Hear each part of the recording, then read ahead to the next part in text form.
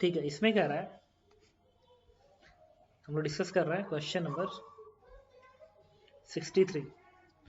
An isolated rail car of mass m is moving along a straight frictionless track. Initial speed v naught. The car is passing under a bridge when a crate filled with the n bowling balls, each of mass m, is dropped from the bridge into the bed of the rail car. The crates spilled open, the bowling balls bounce around the inside the rail car, but none of them fall out. ठीक है, एक rail cart है, ठीक है, जिसका मास m के बराबर है और इस पे n बॉल है, ऐसे n बॉल है जो कि इसमें गिर रहा है. ठीक है, बी पार्ट करो. What is the average speed of the rail plus car bowling ball system some time after the collision. इसकी स्पीड कितनी थी, v नॉट थी. ठीक है, तो लगा दो मोमेंटम कंजर्वेशन. इनिशियल मोमेंटम क्या होगा, capital m into v not होगा. अब फाइनल मोमेंटम क्या होगा, ये तो m मास का है प्लस n बॉल और आ गया, उनका मास कितना है, स्मॉल m था, तो total mass into final velocity v. इस v की वैल्यू क्या आ गई, capital m v not divide by capital m plus n into small m. And this one is answer, जो कि तुम्हें दिख रहा है सेकेंड पार्ट में. बताओ डाउट. ओके, तो इसका आंसर हो जाएगा नन ऑफ दिस. ठीक है, नेक्स्ट. जो क्वेश्चन नंबर 4 कह रहा है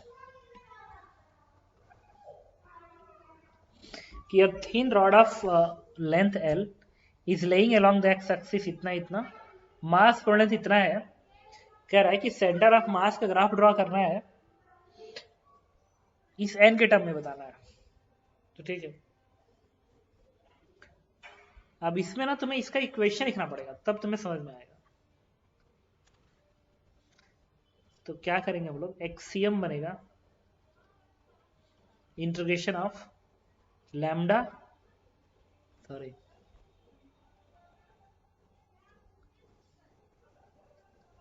फार्मूला क्या होता है, फार्मूला होता है x DM divide by DM का इंटीग्रेशन.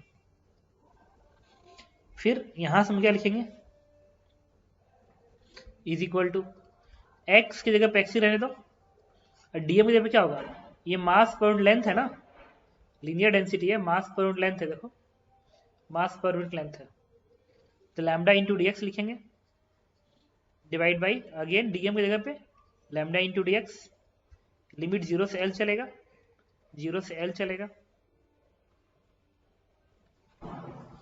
अब हम लोग क्या करेंगे, इसको दोबारा इंटीग्रेट करने के लिए अब लैम्डा की वैल्यू प्लेस कर दो, ये वाली वैल्यू कि x अपन L का पावर n, तो ये आएगा तुम्हारा,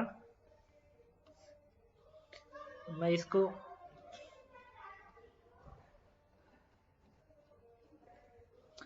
इंटीग्रेट करें, यहां इंटीग्रेट करते हैं, is equal to integration of x का पावर n है ना, यहाँ देखो x का पावर नीचे दिख रहा है, x का पावर n दिख रहा है, x का पावर n मल्टीप्लाई करेंगे इस x से, तो क्या बन जाएगा, ये x का पावर n प्लस 1 बन जाएगा, और k का टर्म रहेगा अपान l आएगा नीचे, l का पावर n बनेगा, और एक dx बचा रहेगा ऊपर, ये dx बचा रहेगा, again whole divide by integration of lambda dx. तो लैम्डा dx तो लैम्डा तो यही है, तो क्या बनेगा, k x का पावर n अपान l का पावर n इंटू dx बनेगा. तो l का पावर n कैंसल आउट होगा, k से k कट जाएगा, इससे बनेगा इंटीग्रेशन ऑफ x का power n plus 1 dx divide by integration of x का पावर n dx. लिमिट कहां से कहां तक, 0 से लेके l तक, 0 से लेके l तक कर दो इंटीग्रेट. ऊपर से क्या आएगा, l का पावर n प्लस 1 अपान n प्लस 2 बनेगा ना, तो ये बनेगा l का power n plus 2 divide by n plus 2, और नीचे करोगे तो x का पावर n प्लस 1 बनेगा, तो l का पावर n प्लस 1 और डिवाइड करोगे तो ऊपर n प्लस 1 चला जाएगा, तो ये कैंसिल होते एक l बचेगा, तो क्या बन गया n प्लस 1 अपान n प्लस 2 इंटू l बच गया. तो जो सेंटर ऑफ मास का फॉर्मूला बना वो एक्सियम की वैल्यू बन गई दिस इज, ऊपर क्या था n+1 अपान n+2 इंटू एल बन गया। अब शुरुआत करेंगे, ग्राफ कहां से शुरू होगा। तो इस ग्राफ में देखो ये n बदलेगा ना, अगर तुम सही से देखो तो n जब बदलेगा तो एक्सियम चेंज होगा, क्योंकि ऊपर n+1 है नीचे n+2 है। इसका मतलब ये पार्ट तो नहीं हो सकता, कांस्टेंट तो नहीं हो सकता, गलत हो गया। दूसरा नीचे वाला ग्राफ देखना पड़ेगा एक बार। इसमें n के जगह पे 0 प्लेस करो। अगर n के जगह पे 0 प्लेस करते हो, 0 यहाँ पे 0 यहाँ पे, तो बनेगा l/2। ग्राफ है एक्सियम वर्सेस एल का, n का। इसका मतलब n बराबर 0 पे वैल्यू आएगी l/2। l/2 देखो यहाँ दिख रहा है शुरुआत में, ग्राफ की शुरुआत l/2 से होनी चाहिए। l/2 यहाँ पे, l/2 यहाँ पे है। तो इन दोनों में से कोई एक आंसर होगा। अब इन दोनों में कौन आंसर होगा? तो इन दोनों में ये ग्राफ ऐसे जा रहा है और ये ग्राफ ऐसे जा रहा है, ये थोड़ा सा समझना पड़ेगा तुमको। इसको समझने के लिए क्या है कि ये कुछ समय तक देखो कांस्टेंट है, कुछ समय तक कांस्टेंट है, और ये अचानक से बढ़ जा रहा है। पता है n+1 अपान n+2। अब इससे तुम्हें कैसे समझाएं कि कौन सा आंसर होगा। ये पता है, अगर ये नहीं समझ में आया ना तो थोड़ा सा इसका डिफरेंशियल चेक कर लो। अच्छा, यहां जब डिफरेंशिएट करोगे एक्सियम वर्सेस n को जब डिफरेंशिएट करोगे तो यहां देखो स्लोप 0 आना चाहिए, बट यहां का स्लोप 0 नहीं आएगा क्योंकि कुछ एंगल दिख रहा है तुम्हें। चलो डिफरेंशिएट करते हैं n के रिस्पेक्ट में। तो जब इसको करोगे n के डिफरेंशिएट, मतलब तुम्हें निकालना है क्या, dxcm अपान dn। तो क्या बनेगा, l कॉमन आ जाएगा, डिनोमिनेटर इंटू न्यूमरेटर का डिफरेंस n के रिस्पेक्ट में, n+2 इंटू न्यूमरेटर का डिफरेंस 1 बनेगा, माइनस n+1 इंटू डिनोमिनेटर का डिफरेंशिएशन n+2 का 1 बनेगा, n का 1, एंड डिवाइड बाई n+2 का होल स्क्वायर बनेगा। अब देखो यहाँ से n+2 यहाँ से n+1 है तो कैंसिल होगा, तो ये स्लोप आ जाएगा तुम्हारा l डिवाइड बाई n+2 का होल स्क्वायर बन जाएगा। बन गया, ये स्लोप बन गया, slope, this one is the slope. अब इसमें n के जगह पे 0 प्लेस करो। जब n के जगह पे 0 प्लेस करोगे तो स्लोप क्या आ गया, स्लोप आ गया l/4 आ गया 0। इसका मतलब स्लोप 0 नहीं होगा, तो n बराबर 0 पे स्लोप 0 नहीं होना चाहिए, तो ये ग्राफ नहीं होल्ड करेगा, ग्राफ इसको होल्ड करना पड़ेगा। तो आंसर हो जाएगा फोर्थ पार्ट। तो मैंने क्या किया, एक्सियम पहले निकाला, फिर उसके बाद n के पे 0 प्लेस करके चेक किया ग्राफ कहाँ से शुरू हो रहा है। फिर उसके बाद जब मैं डिसाइड कर लिया कि दोनों में से कोई एक सही होगा तो मैंने स्लोप कैलकुलेट किया, क्योंकि एक केस में स्लोप नॉन जीरो था, एक केस में स्लोप 0 था। तो जब हमने डिफरेंशिएट किया, n के पे 0 प्लेस किया तो पता चला कि स्लोप तो नॉन जीरो है, तो समझ गया कि फोर्थ पार्ट आंसर हो जाएगा। डाउट बताओ। देखो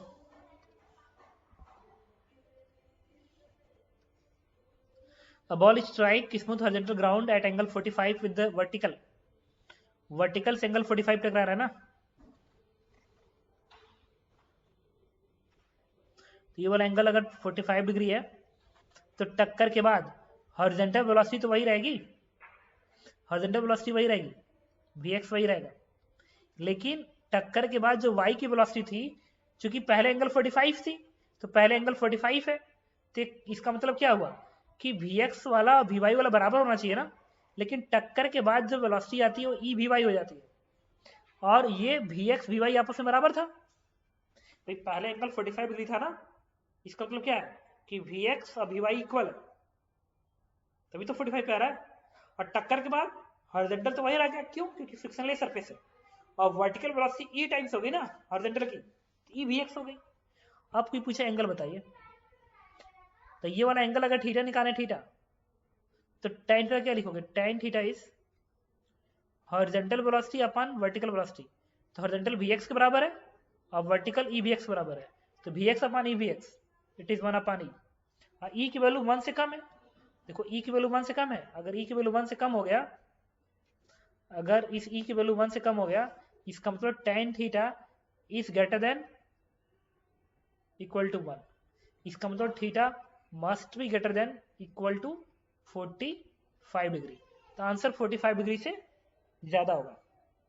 कह रहा है कि इसमें से कौन सा पॉसिबल नहीं है, तो कौन सा पॉसिबल नहीं होगा? जो 45 से कम होगा। तो कम कौन है? 30 डिग्री। तो आंसर इज 30 डिग्री, क्योंकि 45 है उससे ज्यादा तो सारे के angle except 30। Next doubt,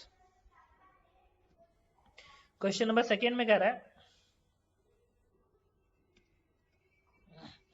a force exerted an impulse I on the particle changing its speed from u to u. Good. तो मान लो स्पीड था u और 2u हो गया। The applied force and initial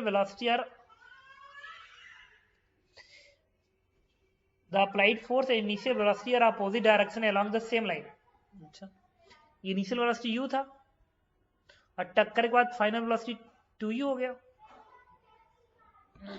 तो u था, अगर फोर्स इधर लगा हुआ है, फोर्स इधर लगा हुआ है उल्टे डायरेक्शन में, तो अगर इधर u है, फोर्स ऐसे लगेगा, तो टक्कर के बाद इधर थोड़ी 2u होगा, 2u तो इधर हो जाएगा ना, उल्टा हो जाएगा ना, उल्टे हो जाएगा। अब कह रहा है the work done by the forces, force का वर्क डन बताइए। गुड। तो वर्क डन क्या होगा?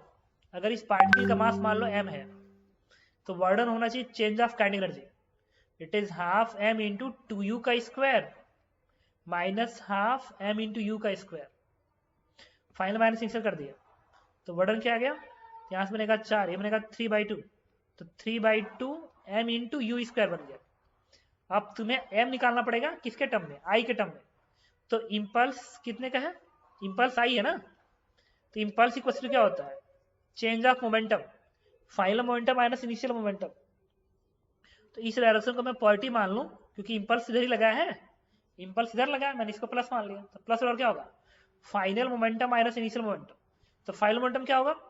m into 2u minus initial momentum क्या होगा? जब इधर तुमने प्लस माना है तो इधर माइनस हो गया, क्या लिखोगे? माइनस mu लिखोगे इनिशियल मोमेंटम। इससे क्या आएगा? 3mu आएगा। Then what is 3m?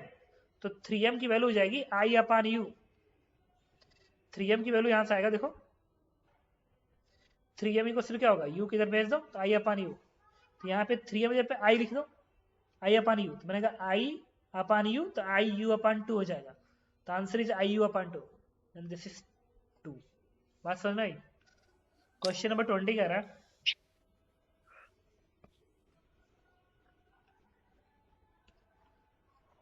a neutron traveling with velocity v and kinetic energy e collide perfectly elastically head-on with the nucleus of an atom of mass number a at rest.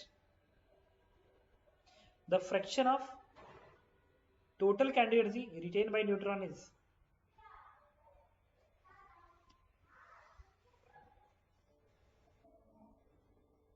A neutron का मास m होता है, मान लो, travelling with speed v and kinetic energy E। ठीक है,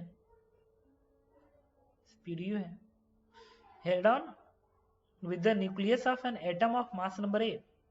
तो मास number a का मतलब उसका मास क्या होगा? m होगा। भाई मास नंबर a है, तो मास नंबर क्या होता है? न्यूट्रॉन प्लस प्रोटॉन का सम होता है, और न्यूट्रॉन प्रोटॉन का मास अप्रोक्सीमेट बराबर होता है, अप्रोक्सीमेट। तो न्यूट्रॉन का मास अगर स्मॉल m है और मास नंबर a है, तो टोटल मास क्या आएगा? स्मॉल m इंटू a आएगा। तो ये इससे टकराया। The fraction of total energy written by the neutron, कितना एनर्जी इस न्यूट्रॉन के इसके पास रहेगा टक्कर के बाद। तो मान लो टक्कर के बाद इसकी स्पीड v1 हो जाती है, इसकी स्पीड v2 हो जाती है, तो क्या करेंगे?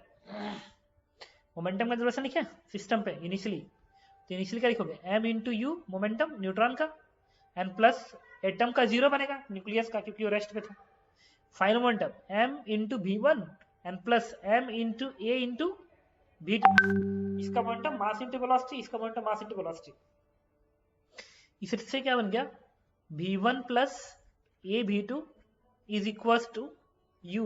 इक्वेशन नंबर 1 आप लिखेंगे e का इक्वेशन। e क्या है? इलास्टिक कोलिजन है, तो 1 equals to velocity of separation, separation बाद में आएगा v2 minus v1 upon approach, approach किसके बराबर है? u के। इसी क्वेश्चन क्या बन गया? v2 minus v1 is equals to u। Equation number 2। अब देखो हमें इससे क्या निकालना पड़ेगा? v1 निकालने की जरूरत है, v1 निकालने की जरूरत है। तो v1 किससे आएगा? अगर इस इक्वेशन को इसमें a से मल्टीप्लाई करके घटा दो, इसको सॉल्व करके क्या निकाल लेना? v1 निकाल लेना। तो फ्रैक्शन क्या होगा? फ्रैक्शन होगा half M into V one square.